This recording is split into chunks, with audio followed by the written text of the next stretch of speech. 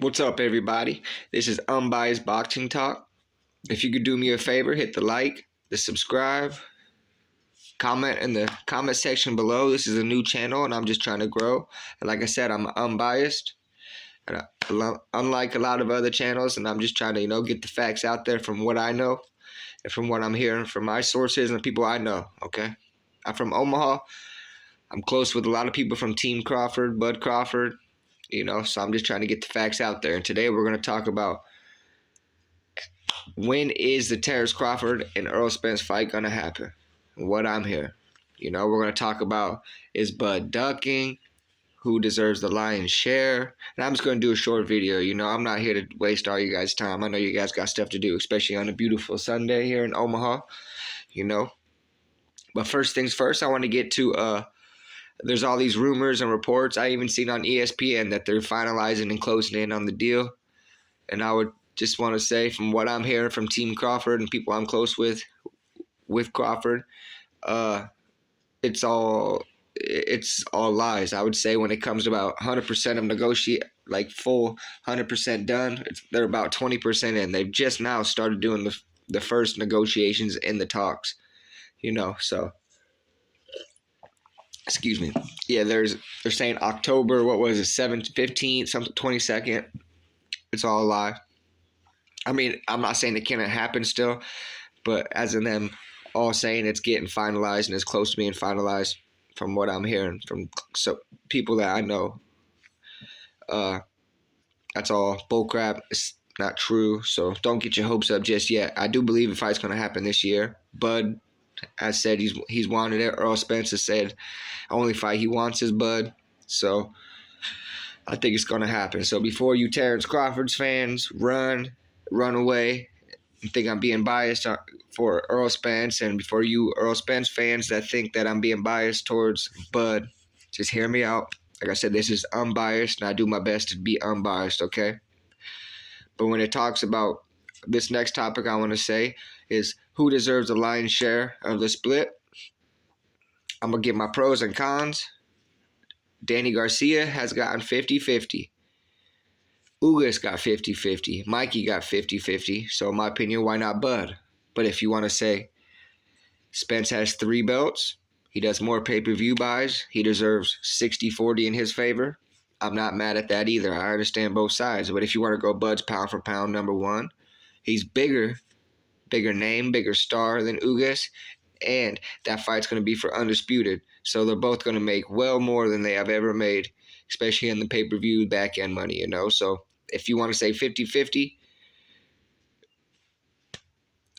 I understand. If you want to say 60-40 Spence, I understand. Me personally, I wouldn't be mad. If I was Bud, I mean, I've told people, and a lot of even people that are close to Bud even agree, 60-40, he's done. He has 3 belts, I think 60-40 for Spence is fair. You know what I mean? Because that second rematch, whoever wins that fight, if Bud wins, he'll be getting 60-40, the lion's share. So like Floyd did with Oscar, give yourself a shot. But I know Terrence looks at himself as I'm pound for pound number one. I don't need to take a shot to prove myself anymore. I'm already proven. But if you're fighting for your legacy, you want to be great. 60-40, you're still going to make 15, 20, 25 million. You know what I mean? Guaranteed money, especially after the back-end pay-per-view numbers. So I'm not mad at it. But like I said, DSG, Danny Garcia got 50-50. Ugas got 50-50. Mikey got 50-50. So why not, if you're Earl Spence, just say give him 50-50. Who cares? You know what I mean? We're both going to make buku bucks. Let's get it done. You know what I mean? But like I said, if it was up to me, 60-40 Spence seems reasonable, But 50-50 seems reasonable also, so I don't care, But one thing that gets me kind of upset is now that everybody's saying, sign the contract. Like I said, from Terrence's point of view, and like everybody, there's been no contract sent. They're just now starting to negotiate, So, but when Terrence Crawford talks, and he's trying to promote the fight and all this, you know what I mean? He's ducking. He needs to shut up. He talks too much. He's a clown. But like right now, when he's not talking and he's staying silent, he's ducking Spence. You can't have it both ways, And to me, the best thing for fighters and contracts get done and be made is to both fighters be quiet and let the suits figure it out and just stay quiet and let everything be behind the scenes. Once they get, you can't make a fight out in the public. So I think both fighters are doing great at doing that. Right now, nobody knows what's going on. Nobody knows nothing. Usually when that happens, like remember that Manny Pacquiao, Earl Spence. That fight came out of nowhere, and it was because there was no talking, no negotiations out in public. So I think right now they're both doing a great job of just staying silent and letting the suits do what they do and just working with each other. And another thing, just because you're a big Earl Spence fan doesn't mean you got to hate Terrence Crawford. If you're a big Terrence Crawford fan, you don't got to hate Earl Spence. Like I said, I'm from Omaha, 402. I'm part of Team Crawford. I know his mother, his grandma. I know Bernie the boxer. I know a lot of those. You know what I mean? And I like Earl Spence. We all like Earl Spence. We respect him. He's a good dude. You know what I mean? Like he seems like a good dude. He's got his life together. You know, much props to him. Good. Good for him. We're not haters of him, but just because you like one doesn't mean you got to dislike the other. If you don't like the fans, that's one thing, but don't bash on the fighter because you like one fighter. They're both gonna go in there, put the life on the line. Any time one of them can get knocked out and possibly hurt their life, hurt the rest of their life. Anything can happen in boxing. You don't play boxing. So. That's another thing. Just we should all be grateful. Who wins if this fight happens? Us fans win. You know what I mean? Of course, and whoever does win that fight or loses that fight, there should be no shaming because they gave us what we want. You can't us as fans beg for the best to fight the best, and then kick them while they're down and just talk crap and I told you so, you suck, blah blah, because that just steers away from us getting the fights that we want and the fights that us fans deserve because we can't, that's why everybody's scared to lose their you can't do that, everybody's scared because it feels like now once you lose your or you lose, you're a piece of crap. You're not worth nothing no more. Name one fighter. Well, there's two fighters, Rocky Marciano and Floyd Mayweather, like the only two relatively known great fighters that have never lost, never been knocked out, never been knocked down. You know what I mean? Every fighter gets hurt most of the time in every fight. They get buzzed, right? Sorry, I thought someone was here. Every fighter gets buzzed. Every fighter gets hurt, and most of the time it's in every fight, But it's not it's how you fall. It's how you get back up, right? So, like I said, we just got to give props to these fighters when they both step in the ring because neither one of them, whoever loses, does not lose. They're going to get paid. They get well paid. There's going to be a rematch for them to come back, prove themselves again.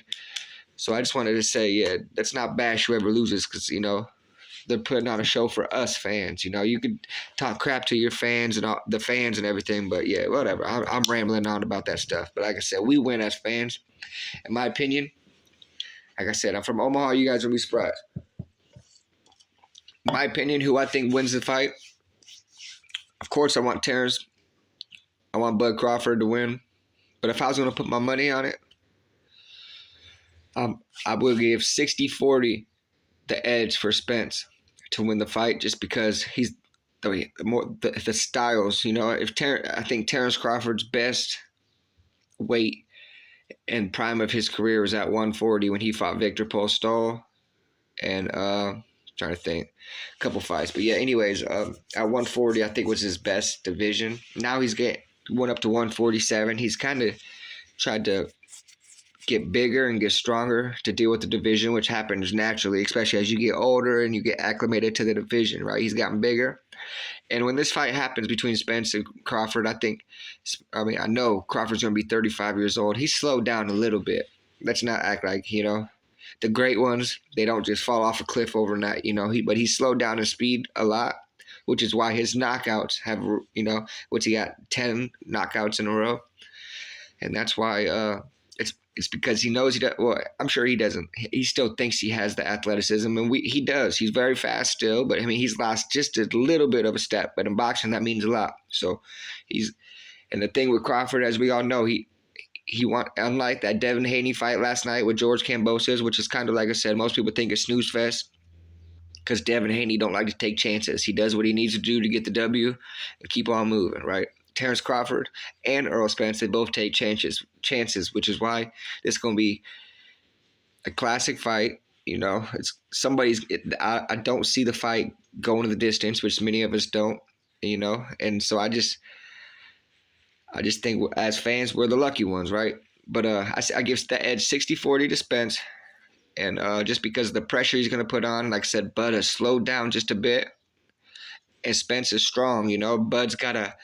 I haven't seen him on his bike since the Postol fight where he showed he was a masterclass boxer, where he kind of just circled the ring and outboxed somebody. He hasn't really done that in a long time. I mean, he showed it at glimpses against Sean Porter, but most of the time he didn't mind standing in the pocket and banging a little bit, you know. But like I said, it's whoever comes in on fight night that's going to be whoever feels the best on fight night, whoever obviously has a better training camp is going to be the winner, and whoever style prevails. But the thing about Terrence Crawford that nobody gives him credit for, it's like, in my opinion, like LeBron James. LeBron James is the best I've ever seen at dictating the speed of the game. He, you know, when he was without Kevin Love and Kyrie, he could control the pace of the game, so that way it wasn't a blowout. You know, if he gave the Warriors 2-3 minutes, they would have scored. You know, went on a 20-0 run. So he's good, but like that, my point is Terrence Crawford makes you fight his fight. Everybody wondered Sean Porter was over the hill when he fought Terrence Crawford.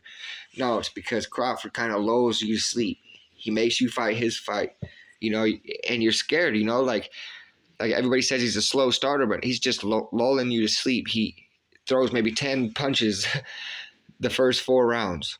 You know what I mean? He's just lulling you to sleep. And then, so you're thinking, why isn't he throwing? You're fighting his fight. And he gets you thinking so much. It's like you're waiting on him to do something. So you become the reactionist.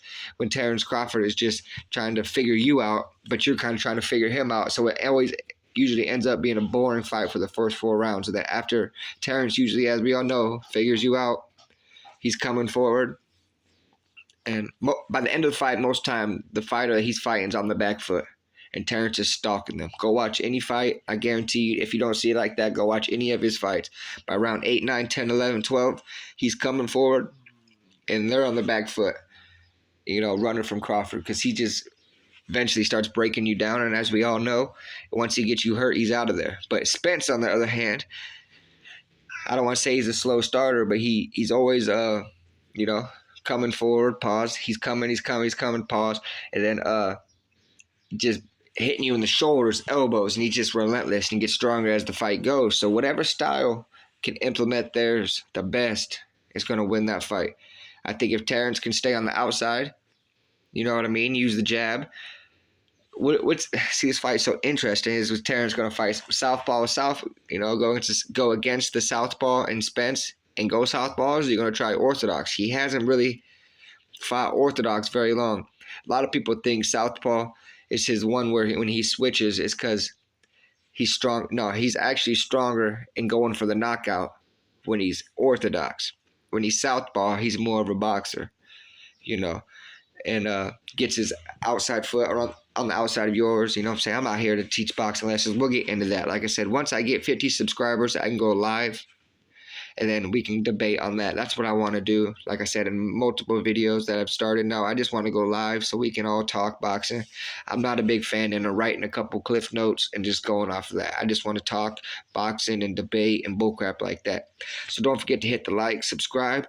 But I want to see who, like I said, in my opinion, I think Terrence Crawford, though, has the more sharp power, where one punch that you don't see coming, he's knocking you out.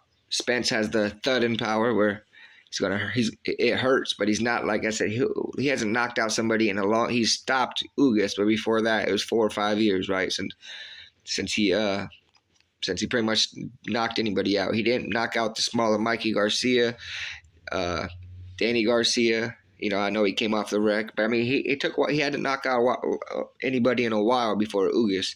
And to be honest, I can't remember. Sorry, it's been a while, but I think didn't the corner stop it or the ref stop it or something? But yeah, he didn't knock him down at all. And Spence got hurt in that fight a couple of times, you know, but there's nothing wrong with that. Like I said, every fighter gets buzz, especially when you're at elite level competition. You know what I mean? So like I said, in the comments below, write down who you think's gonna win. Who do you think deserves the lion's share? What else is there? Do you think Bud's ducking? Why? So I can rebuttal you. Like I said, I want live, but I don't think either one is ducking. I think they're both being quiet, being silent, because fights don't get made on social media, right? Like I said, I'm just doing a couple short videos until I can get these likes or get the subscribers up. Then I'll start doing longer videos, like I said. But like I said, shout out Team Crawford, shout out Team Spence. Like I said, I got a dog in this fight, but I'm a realist. I'm unbiased. Like I said, if this fight happened 3-4 years ago, I think Bud would have beat Spence pretty handily, pretty easy. And like I said, I wouldn't be surprised if Bud knocks out Spence and stops him, or vice versa. So you know what I mean? So it's just a little short video. Got any questions, any comments, write them down below. And like I said, please do me a favor, because I'm unbiased. You heard me. Like I said, I'm from Omaha. I'm Team Crawford. I know Team Crawford, and I keep it very unbiased, right? So do me a favor, hit the like, hit the subscribe for me so we can grow. You guys want a real channel, and I'm not going to throw no shade at any other channels that ain't real, that do stuff for, what do they call that? Like the titles, clickbait. I'm not going to be out here doing none of that. I'm just going to keep it real. So, just do me a favor. Keep it, just appreciate what I'm trying to do and not be biased towards the guy that I know and, people I know. So I appreciate you guys so much if you followed this video. Like I said, there'll be more where that comes from, and just leave me some questions, leave me some topics of where you want me to make on my next videos, and I'll cover your questions on the next videos. I'll give you shout outs and all that type of stuff. All right. I appreciate that. This is Unbiased Boxing Talk. Y'all have a great Sunday. And with that, I'm out.